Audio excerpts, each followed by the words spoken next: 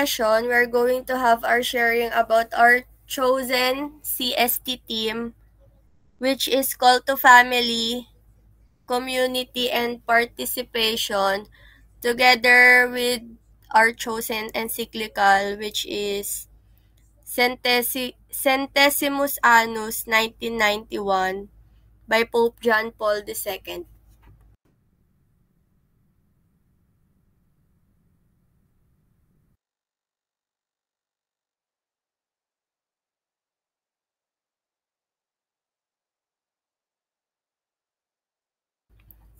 So the social issue that I have chosen in our community is broken homes.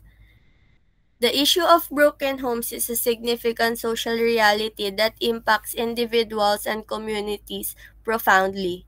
In our team of Catholic social teaching, particularly as articulated in the theme of call to family, community, and participation, we can see how broken homes affect not only the family unit but also the larger society. In Centesimus Annus, Pope John Paul II emphasizes that healthy families are essential for a just society. He expresses the importance of supporting families, recognizing that they are the first place where individuals learn values, responsibility, and social participation. When families are fractured, the ability of individuals to participate fully in society can be compromised.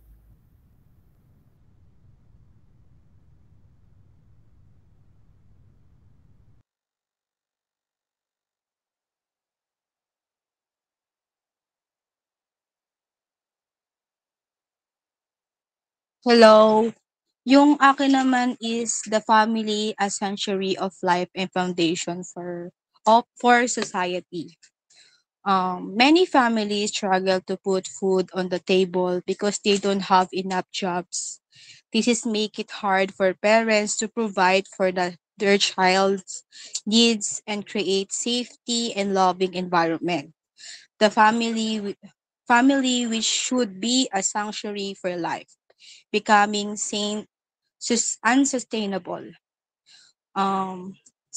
Centesimus Annus, Pope John Paul II discuss the policy that support family and promote their well-being, including flexible work arrangement, affordable children care, and paid family level.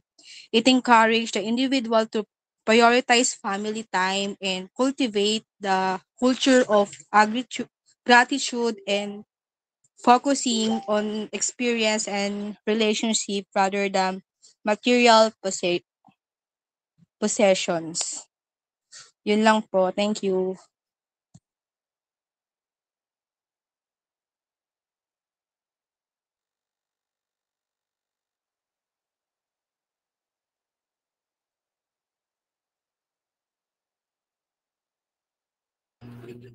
So, yung sa akin naman po is simple lang naman.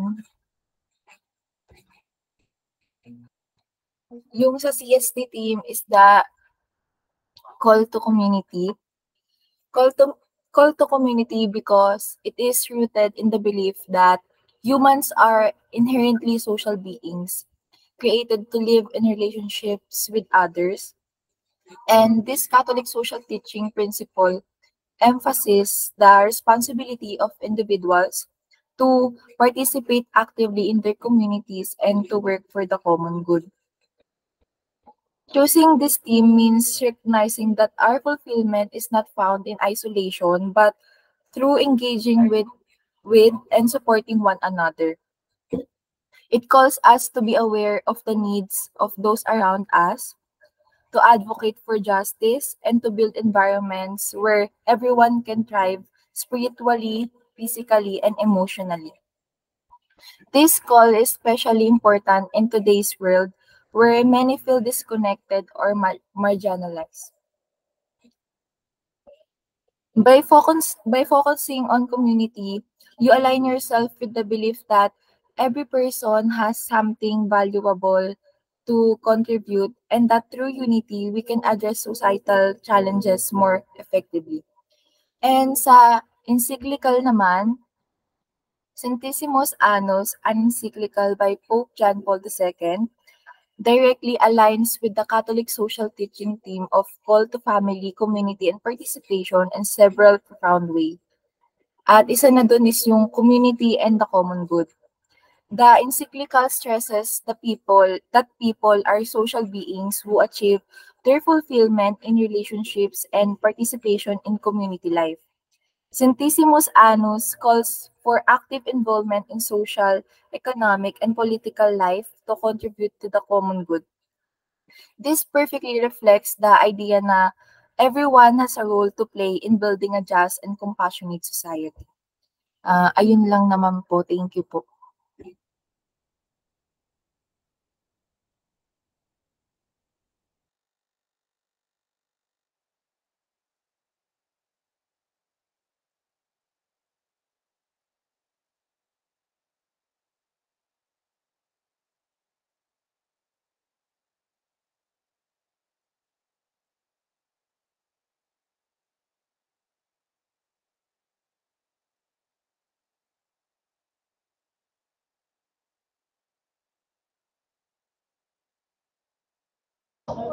Narinig ko eh. Medyo mais. Kasi yung sa akin naman, yung foundation society ng family, community, and participants. Love stability and values provides your family. Community provides support, ensure responsibility, participation, guaranteeing justice, inclusive correction values. Cooperating will establish a society where both resilient and creatable. Yung verse ko naman is by St. Francis, if the family is a fundamental cell of society where we learn to live with others, despite our difference and belong to others.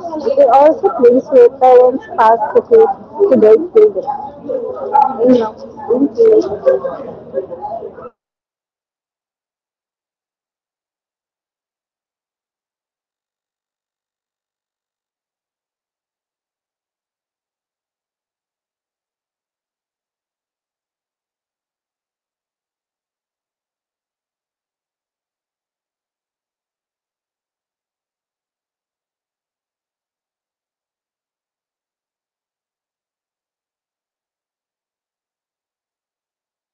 Hello.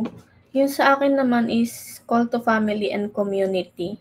So, the heart of Catholic Church teaching and highlights how crucial family and community are to our lives.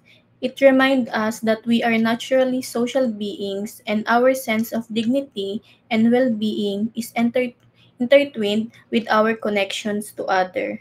So, this principle encourage us to embrace a more holistic way of interacting with one another. So sa encyclical, so the Pope highlights the inherent dignity of work and stresses the importance of establishing a just economic system.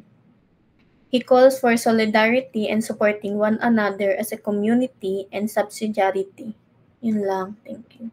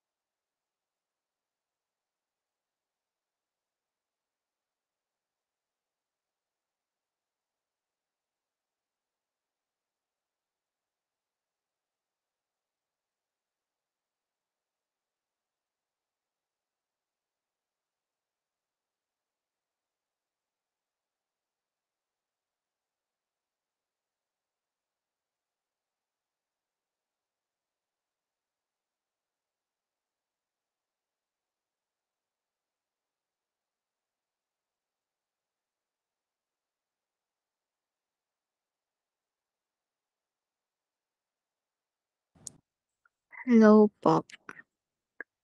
So, since yung CST theme is call to family, community, and participation.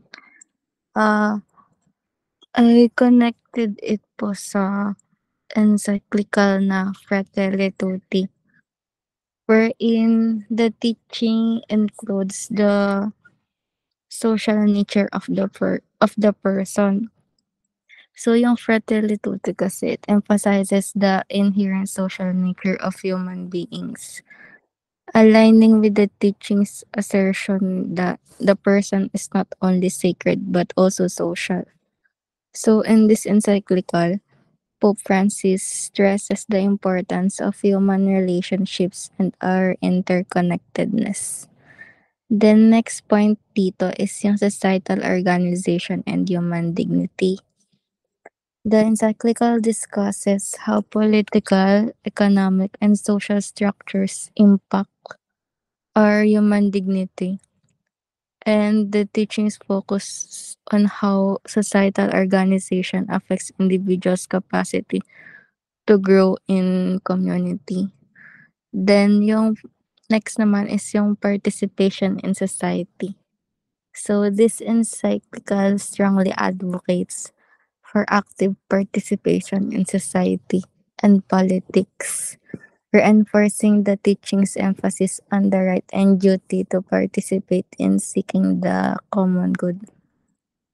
Then lastly, focusing on the vulnerable.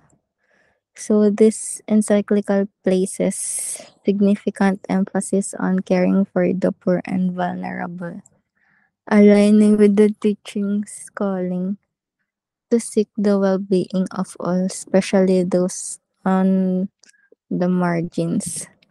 So, relevant quote lang from Fratelli Tutti na related sa Catholic social teaching na to is yung quote na the organization of societies worldwide is still far from reflecting clearly that women possess the same dignity and identical rights as men.